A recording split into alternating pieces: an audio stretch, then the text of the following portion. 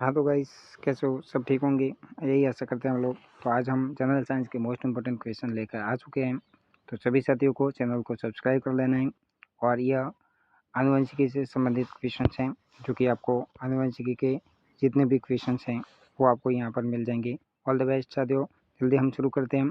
आप ज़रूर जुड़िएगा, चैनल को सब्सक्राइब करिएगा और हम प्रश्न की ओर बढ़ते हैं।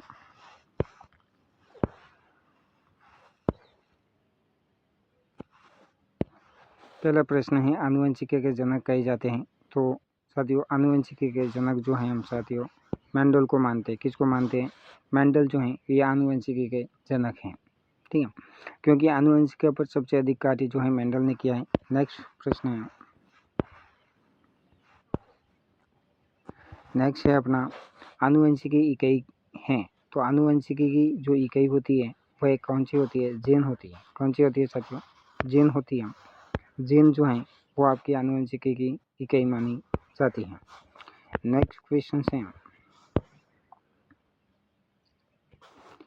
जीन अवस्थित होते हैं। तो साथियों, जीन जो हैं वो किस में अवस्थित होते हैं, यानी जीन कहाँ रहते हैं? गुणसूत्रों में। आपको पता होना चाहिए कि हमारे जो गुणसूत्र हैं, गुणसूत्र के अंदर ही जीन होते हैं। और जीन ही हमारे जो हैं किस प्रकार का शारीरिक ढांचा होगा, इसका जो है पूरा का पूरा जो कोडिंग होती है वो जीन में होती है। नेक्स्ट प्रश्न है, नेक्स्ट क्वेश्चन है साथियों कि सर्वप्रथम प्रयोगशाला में जीन का संश्लेषण करने वाले वैज्ञानिक भारत के ही वैज्ञानिक हैं, गोविंद खुराना, जिन्होंने सर्वप्रथम जीन का संश्लेषण किया। नेक्स्ट प्रश्न है, जीन को व्यक्त किया जा सकता है। तो आनुवंशिकी की इकाई, जी हाँ बिल्कुल, जीन जो है आनुवंशिकी की इकाई होती है, क्योंकि आनुवंशिकी के अंतर्गत हम डीएनए, आरएनए, गुणसूत्रों को पढ़ते हैं। उसी के अंतर्गत सबसे छोटी इकाई होती है वो जीन होती है। डीएनए का एक भाग होता है और उत्परिवर्तन की इकाई। अचानक यदि किसी जीव में परिवर्तन होता है तो वो भी जीन के परिवर्तन होने से ही होता है। तो उपयुक्त में से जो है सभी हम इसका आंसर कर देंगे। साथियों, नेक्स्ट क्वेश्चन है, हम जल्दी इस प्रश्नों को देखते हैं। नेक्स्ट क्वेश्चन है, जीन का वर्तमान नाम देने वाले वैज्ञानिक कौन है? तो जीन का वर्तमान नाम किसने दिया था? तो वो थे जॉनसन ने। आपको पता होना चाहिए साथियों कि जीन का जो आनुवंशिकी पर सबसे अधिक काम जो है मेंडल ने किया है, जबकि जीन का वर्तमान नाम जो है वो किसने दिया है? जॉनसन ने दिया। नेक्स्ट क्वेश्चन है, नेक्स्ट क्वेश्चन है, प्रयोगशाला में सर्वप्रथम डीएनए का संश्लेषण किसने किया? तो वही अपना गोविंद खुराना है, जो कि भारत के महान वैज्ञानिक माने जाते हैं, क्योंकि इन्होंने जीन या डीएनए का संश्लेषण किया था, यानी अपनी प्रयोगशाला में बनाए थे, नेचुरली रूप से नहीं, संश्लेषित रूप से। ओके, और नेक्स्ट प्रश्न है, ठीक है साथियों, ये सभी आनुवंशिकी के संबंधित प्रश्न हैं, जो कि आपके एग्जाम में आप यदि आनुवंशिकी के संबंधित कोई टॉपिक हैं तो उससे जरूर ये प्रश्न छपने की संभावना है।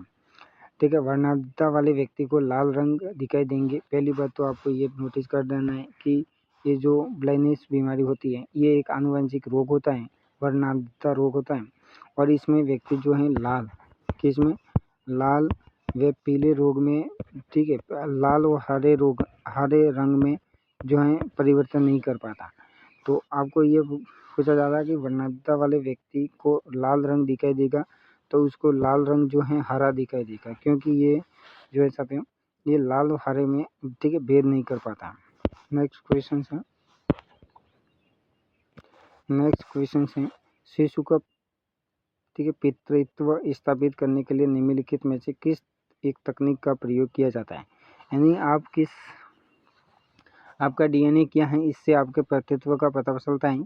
इसलिए हम डीएनए जो फिंगरप्रिंट लेते हैं, इससे आपके डीएनए का पता चलता है, और आपके पिता का डीएनए यदि मैच होता है तो आपकी जो है आप उनकी संतान हो।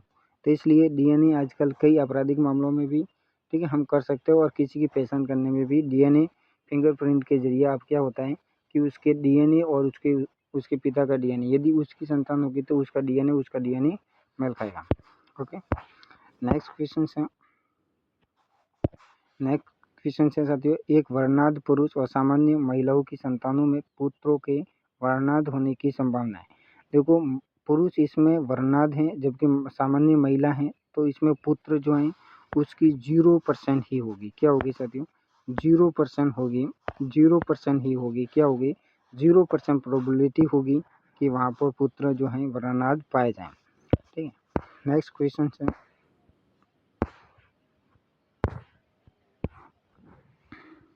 हाँ जी सर।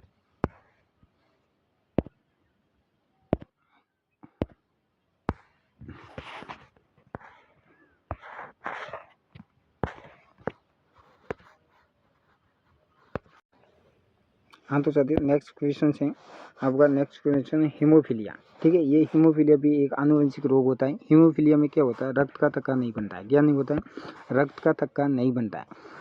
रक्त का थक्का नहीं बनना यानी आपको कहीं पर चोट लग जाए तो वहाँ पर रक्त बहता रहेगा, क्योंकि हमारे शरीर में एक प्रोटीन होता है जिसका नाम हम फाइब्रोनेजन प्रोटीन कहते हैं, जो कि रक्त को जमा देता है। और ये एक प्रकार की बीमारी होती है हीमोफीलिया, जो कि एक आनुवंशिक बीमारी है, जिसके जरिए आपका जो रक्त होगा वो बेहतर रहेगा, क्योंकि उसका अंदर जो ये प्रोटीन होता है, फाइब्रोनेजन प्रोटीन होता है, ये आपको रक्त को जमा नहीं पाता। वैसे तो रक्त का थक्का आपके विटामिन डी की कमी, के की कमी से भी होता है। ठीक है, नेक्स्ट प्रश्न है साथियों। नेक्स्ट प्रश्न है डीएनए का डबल हेलिक्स मॉडल। स्टार लगा दीजिएगा इसके लिए। डबल हेलिक्स मॉडल, डीएनए का डबल हेलिक्स मॉडल जो है ये इस प्रकार से डबल हेलिक्स मॉडल जो है साथियों किसने दिया था, तो डबल हेलिक्स मॉडल जो है वो वाटसन और क्रिक ने दिया था। ये दो ठीक है, दो वैज्ञानिक वाटसन और क्रिक, इसने डीएनए का डबल हेलिक्स मॉडल दिया था साथियों। नेक्स्ट क्वेश्चन है।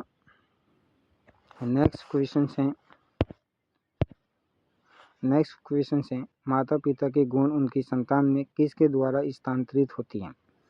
ठीक है, रक्त के द्वारा, हार्मोन द्वारा, गुणसूत्र। आपको पता है कि गुणसूत्र क्रोमोसोम के द्वारा ही, ठीक है, माता पिता के जो गुण हैं वो अपनी अगली संतान में, ठीक है, स्थानांतरित की जाती है, तो वो गुणसूत्र है। गुणसूत्र में भी छोटी इकाई कौन सी है, जीन है। कौन सी है, जीन है। कोडिंग होती है इसके अंदर। ठीक है, नेक्स्ट क्वेश्चन है साथियों।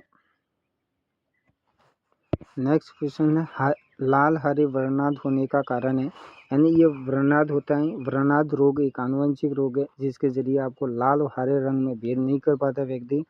और ये किसके कारण होता है, तो ये एक्स गुणसूत्र की वंशागति के कारण होता है। एक्स गुणसूत्र की वंशागति आप याद रखिए। नेक्स्ट क्वेश्चन है निम्नलिखित में से कौन सा एक, ठीक है, लिंग संलग्न रोग है। तो यहाँ पर कुष्ठ रोग है, क्षय रोग है और ल्यूकेमिया रोग है। ये सभी रोग जो कि आनुवंशिक रोग नहीं है, जबकि व्रणता जो रोग है ये एक लिंग संलग्न रोग के अंतर्गत आता है।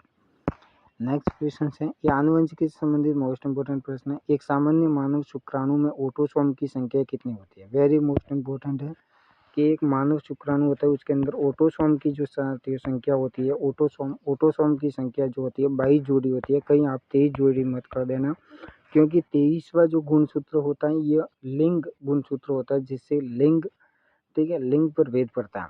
जबकि 22 गुणसूत्र अपने कई गुणसूत्र होते हैं जिसके जरिए आपका शरीर का निर्माण होता है। तो ये ऑटोसोम की संख्या कितनी होती है, 22 जोड़ी, विशेष रूप से याद रखा जाए। नेक्स्ट क्वेश्चन है मनुष्य में द्विगुणित क्रोमोसोम की संख्या। द्विगुणित क्रोमोसोम यानी एक क्रोमोसोम और द्विगुणित क्रोमोसोम की संख्या कितनी होती है, 23 जोड़ी गुणसूत्र हमारे शरीर में पाए जाते हैं। नेक्स्ट क्वेश्चन है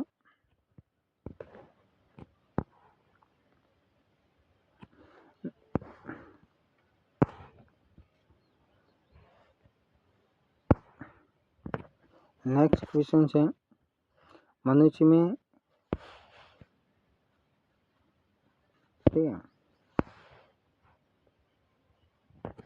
नेक्स्ट क्वेश्चन है मनुष्य में कौन से क्रोमोसोम के मिलने से बालक का जन्म होता है। तो आपको बताएं कि, ठीक है, आपको पता होना चाहिए कि एक्स,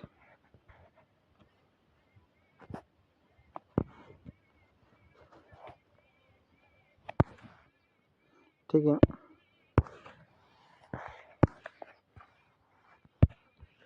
तो इसमें आपको पता होना चाहिए एक्स वाई, ठीक है, वाई और पुरुष से एक्स वाई गुणसूत्र होगा, इस तरह से जो है एक्स गुणसूत्र, वाई और एक्स के मिलने से बालक का। आज के लिए साथियों इतना ही। जरूर देखिएगा, चैनल को सब्सक्राइब करें और भी ऐसे प्रश्न लेकर के आएंगे। ऑल द बेस्ट साथियों।